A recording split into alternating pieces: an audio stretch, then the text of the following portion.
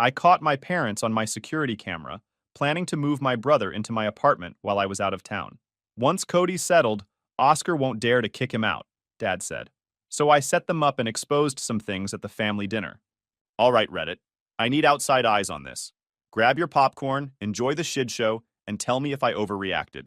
I'm Oscar, 31 male, and I was halfway through debugging a clusterfuck of legacy code when I checked my apartment security feed and saw my parents letting themselves in. Normal Wednesday afternoon, right? I'd given them a spare key for emergencies. Except my dad was holding a tape measure. I watched through my phone as he started measuring my walls. Not just casually looking around, actively measuring. My mom was taking notes on her phone, doing that thing where she tilts her head and squints like she's imagining new furniture. Then my younger brother Cody walks in behind them like he owns the place. He was smirking. "This is perfect," Cody said, dropping onto my leather couch and putting his feet on my coffee table. "Way better than that dump I've been crashing at. And Oscar's never even here anyway. Always at the office." My mom nodded along, still taking notes. "We'll need to move the desk out of the second bedroom. That can be Cody's room. Oscar can work from the office like everyone else." "I'm sorry, what?" My dad measured the doorways, the hallway, the whole 9 yards. Once Cody's stuff is moved in, Oscar won't make a scene. He'll understand family comes first. We just need to do it while he's in San Francisco for that conference next month. I sat there at my desk, watching these people plot to steal my apartment in real time, and I started laughing. That dead, cold laugh that makes your coworkers look at you like you've gone crazy. My business partner Scott glanced up from his monitor with this "should I be concerned" expression. Maybe he should be, because I just watched my family plan a hostile takeover of my apartment, and instead of feeling shocked or hurt, I felt something else entirely.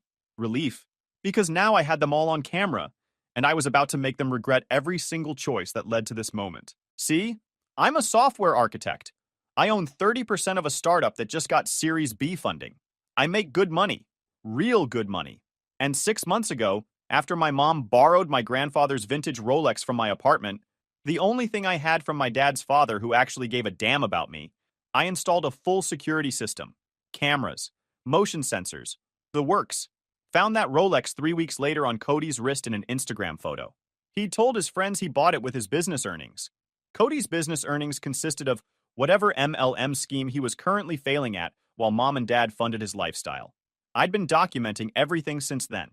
Every conversation, every time they chose Cody over me, every dismissive comment about how I should help family while Cody bled them dry. They just handed me enough evidence to bury them all. I texted my brother.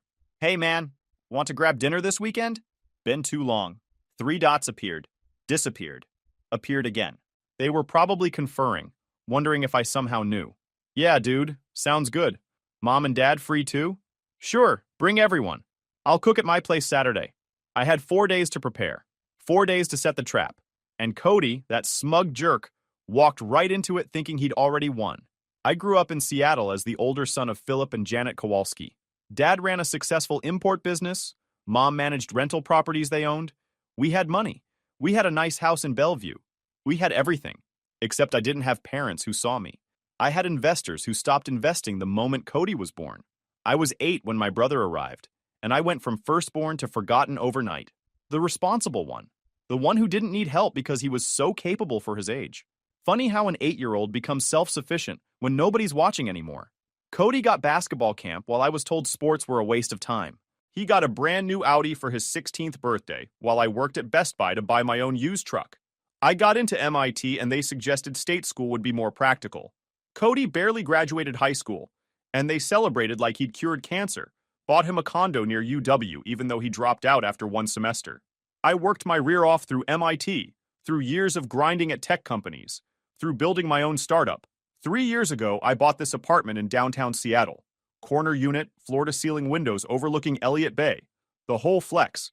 It was my proof that I didn't need their approval or their money. I'd given them the spare key because some pathetic part of me still wanted them to be proud of me. That key was about to cost them everything. The day after watching them measure my furniture, Cody texted me. "Hey bro, need to ask you something important." I smiled at my phone. "Sure, why don't you all come over Saturday? I'll make that Korean BBQ you guys like." I spent the next 4 days preparing, but not food. I was organizing evidence, financial records showing every loan I'd given Cody that he never repaid, Screenshots of the 7 different business ventures my parents had funded for him that all failed. Bank statements proving I'd paid for family dinners, vacations, gifts, while Cody contributed nothing and took everything. But the real work had been happening for months. See, Cody's current girlfriend Nicole had reached out to me 12 weeks ago through LinkedIn. Professional message, very polite. She'd noticed we had the same last name and took a shot. Turns out Cody had been using her credit cards to fund his latest business venture, some crypto trading course, MLM nonsense. He'd maxed out 3 of her cards, about $40,000 total, while telling her he was investing their money in a guaranteed opportunity. The opportunity was him buying bottle service at clubs and trying to recruit people into his downline. Nicole had receipts, all of them, and she'd been working with me to document everything because Cody had also told her that I was a trust fund kid who'd never worked a real day in my life. Meanwhile, he'd been telling my parents that Nicole's family was wealthy and he was networking for business opportunities. All lies. Nicole was a nurse working double shifts while Cody drained her accounts. But the best part? Cody had recently started listing my apartment as his business address for his LLC, using my address for business registration without asking, probably to look more legitimate to whatever marks he was currently scamming. That meant every piece of mail, every legal document, every trace of his shady business dealings was now tied to my property. And that was going to be useful. Saturday arrived. Perfect weather. I grilled kalbi and made banchan, set the table nice. My apartment looked clean, professional, successful. Everything they'd tried to take. The folders sat in my home office, waiting. The trap was set, and Cody was about to learn that the brother he'd dismissed his entire life was a lot smarter than he looked. They showed up at 6. Mom brought drinks. Dad immediately started eyeing the walls he'd measured 3 days ago. Cody walked in with this grin, already acting like he lived here, and behind him came Nicole. She caught my eye and gave the tiniest nod. She was in on it. "Oscar, man, this place looks great," Cody said, dropping onto my couch exactly like he had on camera. "You keeping it clean for once?" I smiled. "Special occasion." Mom headed straight to the kitchen. "You should really get better knives, sweetie. These are dull. I like them sharp enough to cut through nonsense, but thanks for the feedback." She blinked, not sure if I'd just insulted her. We ate dinner. Cody dominated the conversation like always, talking about his latest business opportunity, how he was about to blow up, how he had investors lining up. Dad nodded along like he was the next Elon Musk. Mom kept refilling his glass. Nicole stayed quiet. "So, brother," I said, setting down my chopsticks, "how's the apartment hunting going?" He exchanged looks with our parents. Dad jumped in smooth as ever. "Maybe you could help your brother out. You've got that extra bedroom collecting dust." "The office," Mom added. "You could work from the company office like everyone else." Cody needs a stable address for his business. Family helps family, Oscar. I took a slow sip. That's interesting, because I could have sworn I saw you all in here earlier this week, measuring my walls, planning where to put Cody's stuff, without asking me, without even telling me. The silence was beautiful. Cody's smirk faltered. Dad's jaw tightened. Mom opened her mouth. "I have security cameras," I continued. "Full coverage. Installed them after Mom borrowed Grandpa Kowalski's Rolex from my bedroom. Remember that, brother? The Rolex you told your friends you bought with your business earnings?" His face went red. "You said those were just for the front door?" I lied. "And I've got video of you 3 planning to move Cody in while I'm at a conference." "Dad, you want to hear your exact words?" I pulled out my phone and played the audio. Dad's voice filled my apartment, clear as day. "Oscar won't make a scene. He'll understand family comes first. We just need to do it while he's in San Francisco next month." Nicole shifted in her seat, and I saw the anger flash across her face. She'd been lied to about so many things, and now she was watching it all come together. Dad started to bluster. "Now, Oscar, you're taking this out of context." "Context? You broke into my freaking home to plan a hostile takeover. That's the context." "We're your family," Mom said, her voice rising. "How can you be so selfish? Your brother needs help right now. He's building something important." I laughed. "Important? Cody, what business are you in again?" "This week? Cryptocurrency education," he said defensively. "It's going to be huge." "It's a pyramid scheme," Nicole said quietly. All eyes turned to her. "He maxed out 3 of my credit cards. $40,000. For what? Bottle service? Club photos for Instagram? Your business opportunity doesn't exist." Cody's face went from red to pale. "Nicole, what the heck?" "Don't." Her voice was ice. "Oscar called me 2 months ago. We've been comparing notes. What the heck is going on? Dad asked, confused. Mom looked between them, confused. Oscar, what is she talking about? I'm talking about your son being a fraud. Nicole, you want to show them the credit card statements? She pulled out a folder. I'd taught her well. She spread the statements across my table. Charges at nightclubs, designer clothes, expensive dinners. Not a single legitimate business expense in the bunch. Cody told me he was investing our money, Nicole said. He told me we'd be millionaires by the end of the year. Instead, I'm $40,000 in debt and he's been living like a trust fund kid on my credit. That's not... I can explain, Cody stammered. Explain what? I cut him off. Explain how you've been using my apartment as your business address without asking? Yeah, I know about that too. You registered your LLC to my address without my consent. I pulled the public filings and contacted the businesses you were dealing with. Kowalski Capital Ventures LLC. That's your company, right? The one you're using to scam people into buying your crypto course? He stood up, knocking his chair back. You had no right to use my address. And you know what else I found in those public records? You're under FTC investigation for deceptive business practices.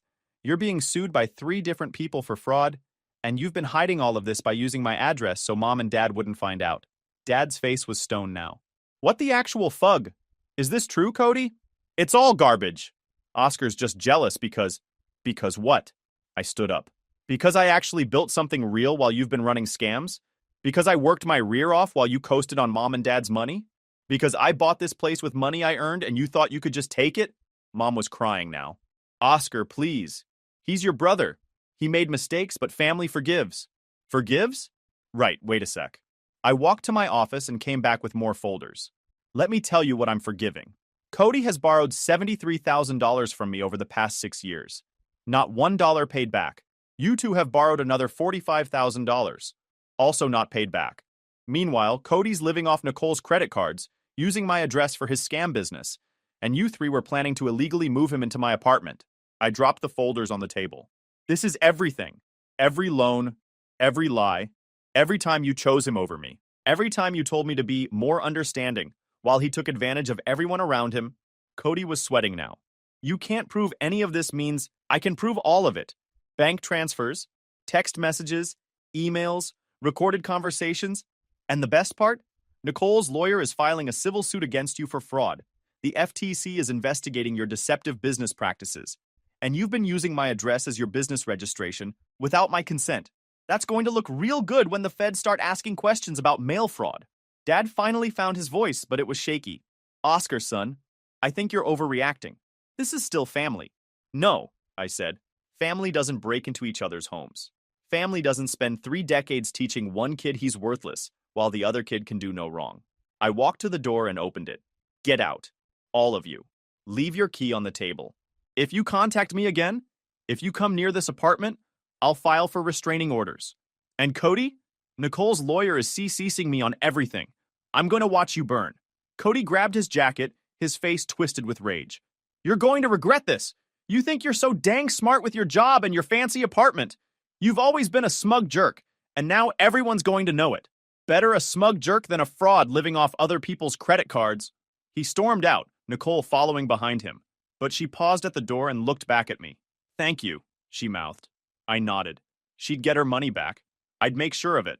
My parents left slower. Mom still crying. Dad wearing that mask of controlled anger I remembered from childhood. You're going to regret this, Dad said quietly. When you're alone and need family, we won't be there. Good, I said. I've been alone my whole life. I won't really bother. After they left, I locked the door, engaged the deadbolt, and walked to my window. The skyline stretched out in front of me, lights reflecting off Elliott Bay. My apartment, my sanctuary, still mine. Scott texted when I was locking up the office. How'd it go? Burned every bridge. Feels amazing. Drinks tomorrow? Absolutely. I just nuked my entire family in one dinner. And for the first time in my life, I felt completely free. Monday morning hit me with 17 texts from my mom, each one more desperate and guilt-trippy than the last. I blocked her number after reading the first one. Blocked Dad. Blocked Cody. The silence was peaceful. Nicole called that afternoon. Her lawyer had filed charges. Cody had been served and was blowing up her phone. I told her not to answer, that the documentation spoke for itself. She thanked me again for believing her, for helping her build the case. Most people wouldn't have had the guts to reach out to their scammer's family, but she'd been smart enough to know I might actually listen. The week that followed was chaos, but the good kind. Turned out Cody had been running his business out of 3 different addresses: mine, Nicole's, and some P.O. box in Tacoma. The FTC had been building a civil case for months based on deceptive trade practices, but once my documentation and Nicole's evidence landed, the DOJ opened a criminal investigation for wire fraud and mail fraud. Federal agents executed a search warrant at his apartment on Wednesday. The evidence they found: fake testimonials, stolen course materials, records of who he'd scammed, sealed it. Scott sent me the news article with the headline, "Local Man Charged with Wire Fraud and Crypto Education Scheme." Cody's mugshot looked exactly how you'd expect. Stunned, shocked that consequences existed. "Your brother?" Scott asked when I got to the office. "Not anymore." The best part was watching Cody's Instagram go from flexing lifestyle to complete radio silence. His followers started commenting, asking questions. Then someone linked the fraud charges. Then Nicole posted a statement about financial abuse. Then everything unraveled. Beautifully. Cody had been scamming people with a $2,000 cryptocurrency masterclass that was basically YouTube videos he'd stolen and repackaged. He had about 40 students who'd paid him, none of whom learned anything except how to lose money. They all started coming forward. The lawsuits piled up. My parents tried a different approach after that. They sent my uncle, Dad's brother, to talk to me. Uncle Henry was a good guy, never played favorites, always treated me square. We met for coffee on Friday. He told me straight up that Dad had asked him to intervene, but he'd told Dad he was an idiot. He'd watched them screw me over for years, had warned them they'd lose me. They hadn't listened. Cody had been a spoiled brat since birth, and everyone knew it except my parents. He pulled out his phone and told me Nicole had actually called him, asked if he'd be a witness in her case against Cody. He'd said yes without hesitation. That kid needed to learn consequences, and my parents needed to learn they couldn't enable their way out of this one. He slid a business card across the table, his lawyer's info, already briefed on my situation, ready to help with restraining orders or property protection if needed. I took the card and thanked him. "Don't thank me," he said. "Just don't let them weasel their way back into your life. You're better off without them." He was right. Cody's arraignment was the following Monday. Nicole went and sent me updates throughout. Cody showed up in a cheap suit with a bus bench lawyer, parents looking devastated in the gallery. The judge set bail at $50,000. Dad had to use the house as collateral. The whole time, Cody glared at Nicole like she'd orchestrated his downfall instead of just documenting it. Zero accountability. Exactly as expected. That evening, Scott and I grabbed drinks at a bar in Capitol Hill. He'd been my business partner for 4 years, knew all the family drama, never judged. He asked what was next for me now that my family was imploding, and Cody was facing federal charges. I told him the truth. Nothing changes. I just keep living my life. They were never really part of it anyway. Then my phone buzzed. Unknown number. "Oscar, it's your mother. I borrowed your father's phone. Please call me. Cody needs help. He could go to prison. You're his only family with the resources to hire a good lawyer. I'm begging you." I showed Scott the text. He asked what I was going to do. I deleted it and blocked the number. Nothing. He made his choices. 3 weeks later, Nicole's civil suit was settled. Cody had no money, but my parents did. They paid $40,000 to keep it from going to trial, probably hoping it would make the federal charges look better for sentencing. It didn't help. Nicole sent me a message saying she got the money and was paying off the cards. She mentioned Cody had tried to blame everything on me during depositions, said I'd set him up out of jealousy. Nobody believed him because I had evidence for everything. Meanwhile, my startup hit a major milestone. We closed a deal with a Fortune 500 company, which meant my equity was now worth serious money, like retire at 40 money. Scott and I celebrated by upgrading our office space and hiring 3 more developers. My life was objectively better without my family in it. 6 months passed. I built a life most people only dream about. The startup was thriving. My apartment remained mine.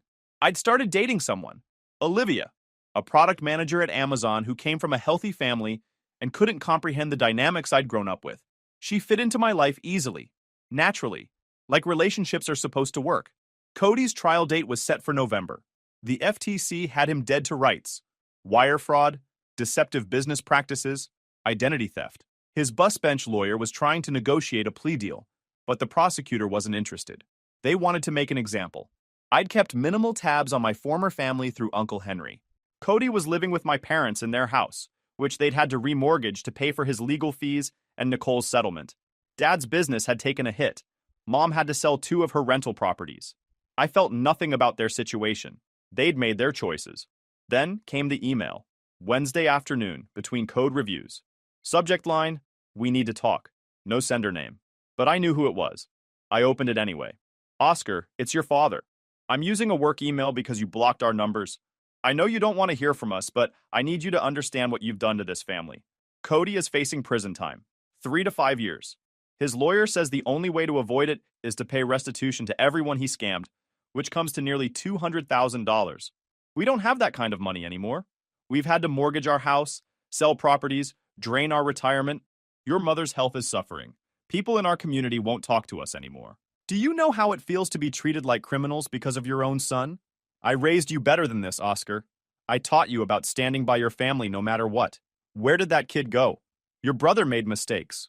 Yes, but he's paid for them 100 times over. He's trying to turn his life around, trying to get legitimate work, but nobody will hire him with pending federal charges. He's alone, struggling, and all he gets is judgment. Your uncle says I should accept that you're lost to us, that you've changed, but I can't believe blah blah blah, because come on, I'm not reading the whole newspaper he sent. Anyways, he ended with, "Please call me. Let's fix this before it's too late." I read it twice and easily recognized the manipulation patterns. The old Oscar, the one who'd spent years trying to earn scraps of approval, would have felt crushing guilt. The current Oscar recognized it for exactly what it was. I forwarded it to Uncle Henry with one line. "They're still at it." He responded within minutes. "Don't engage. They're desperate. Your brother's probably going to prison, and they're looking for someone to blame." I didn't respond to my father's email. Responding would only confirm this method worked. The second email came a week later, this time from Cody directly. "Oscar, I know Dad wrote to you. I know you ignored him. Not surprised. Ignoring people who need you is kind of your specialty, right? You sit in your fancy apartment pretending you're better than everyone. Meanwhile, your family is falling apart. Do you know what my life is like now? I can't get a job. I can't leave the state. I'm stuck living with Mom and Dad like I'm 16 again. Everyone in the town knows my business because of you. Nicole got her money back. The FTC is happy. Everyone got what they wanted except me. And you? You have everything. Money, success, freedom, a girlfriend who probably doesn't know what kind of person you really are. You took the life I could have had. You sabotaged my business. You turned everyone against me. You cost me my relationship. And for what? Because you were jealous that Mom and Dad loved me more? I know you think you're so dang smart. Well, congratulations, brother. You won. But here's the thing.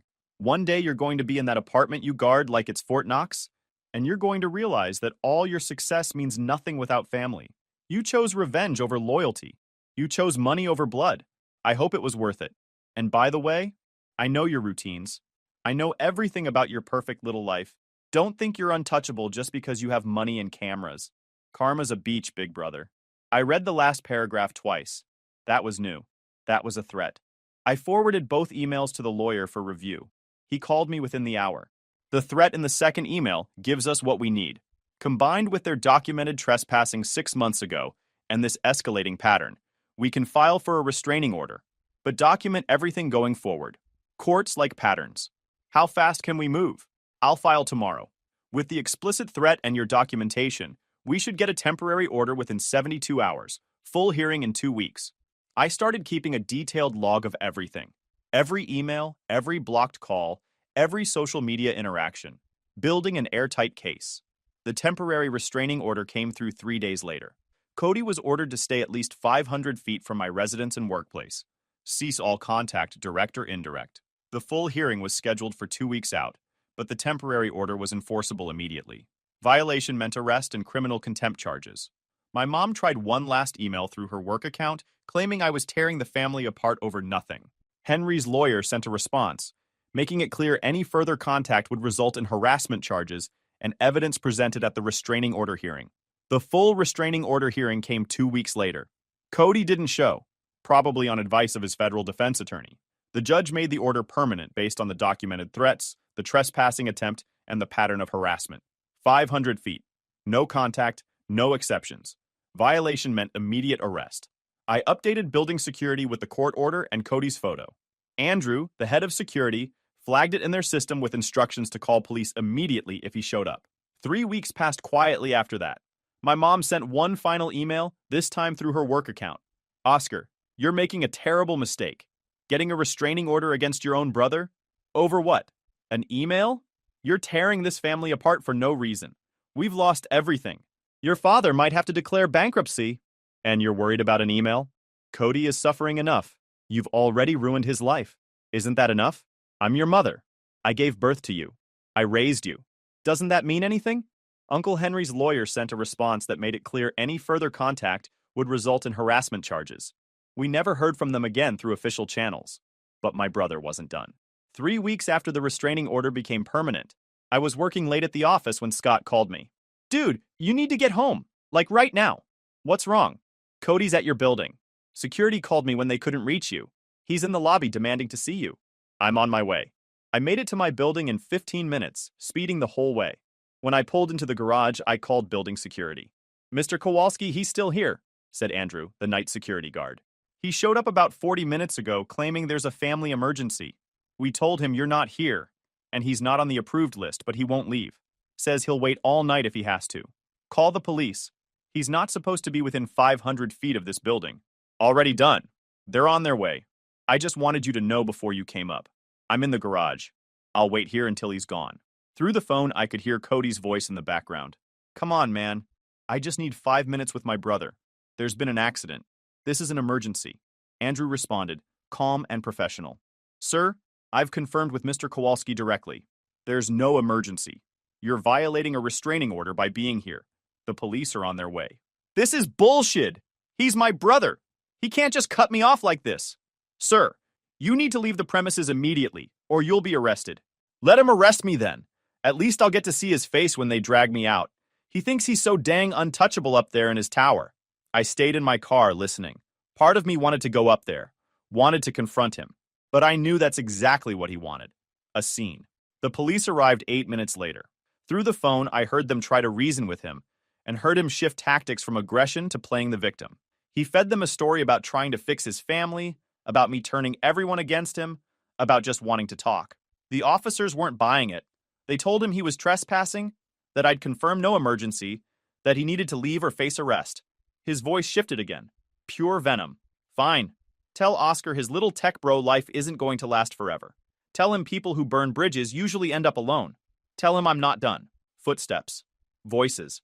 Then, Andrew came back on the line saying he was gone. Officers had escorted him to his car and watched him leave. They were filing an incident report. Andrew suggested I consider additional security measures. The guy seemed unstable. He was right. I sat in my car for another 20 minutes. Then I went upstairs, locked my door, and stood in my living room feeling something I hadn't felt in years. Fear. Not of Cody specifically, but of what he might do. He was desperate, and desperate people do stupid things. Olivia came over an hour later. I'd texted her what happened, and she drove straight from her place. You okay? She asked, wrapping her arms around me. Yeah, just ticked off. That's allowed. She pulled back to look at me. What are you going to do? Lawyer's filing a violation report. Cody might go to jail just for showing up here. Then he can't show up again? Exactly. She stayed over that night. We didn't talk much about it. But having someone there, someone who chose to be there without obligation or manipulation, reminded me why cutting off my family was the right choice. The violation report was filed the next morning. Cody's bail was revoked. He was taken into custody pending his fraud trial. Uncle Henry called me that afternoon with an update. My mom had called him crying, asking if he could talk to me about helping with Cody's legal situation now that he was in custody. He'd told her Cody violated a court order, that he'd been warned repeatedly. She hadn't taken it well.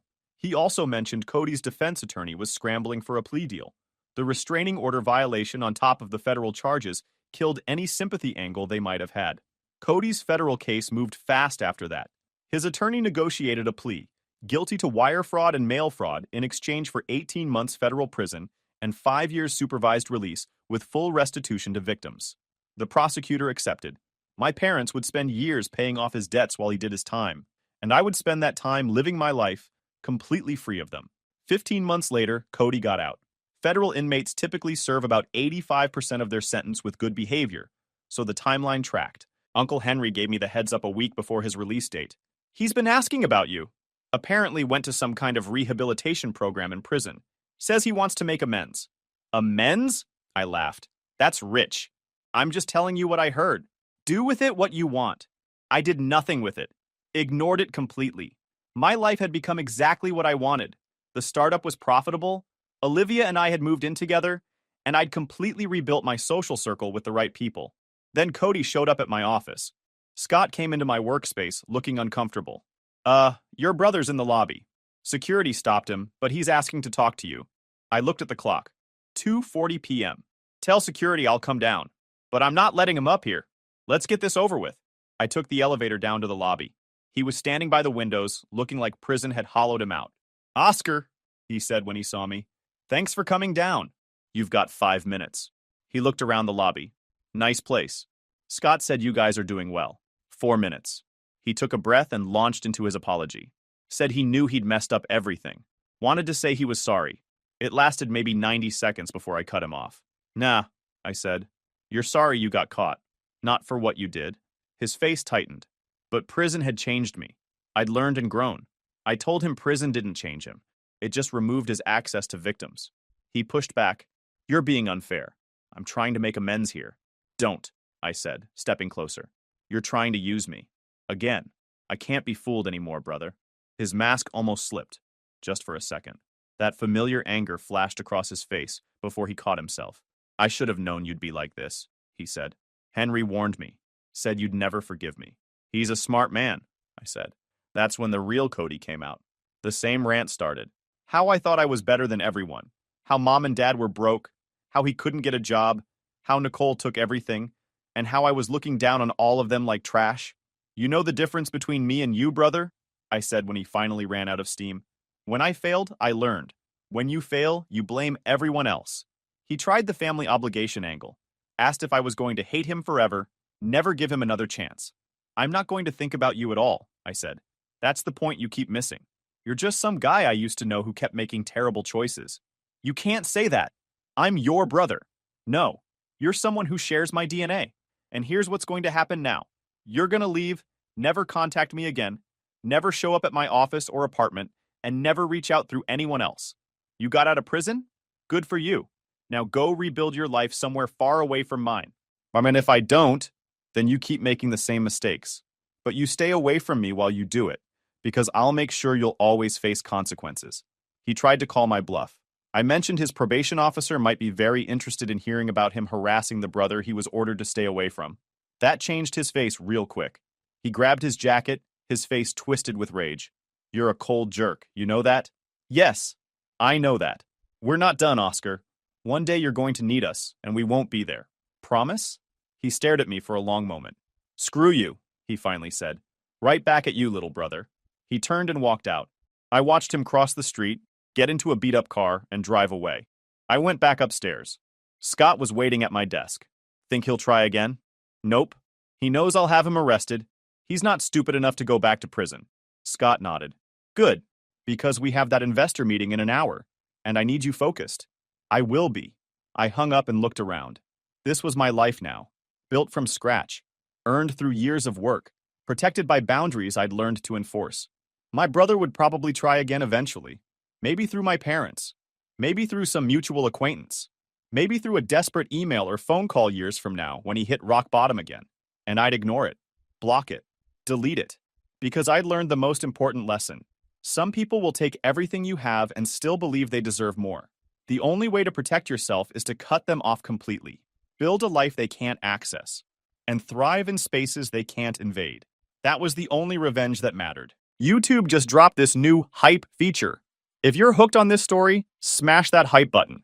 It tells YouTube this video deserves to blow up, and it keeps even crazier stories coming your way.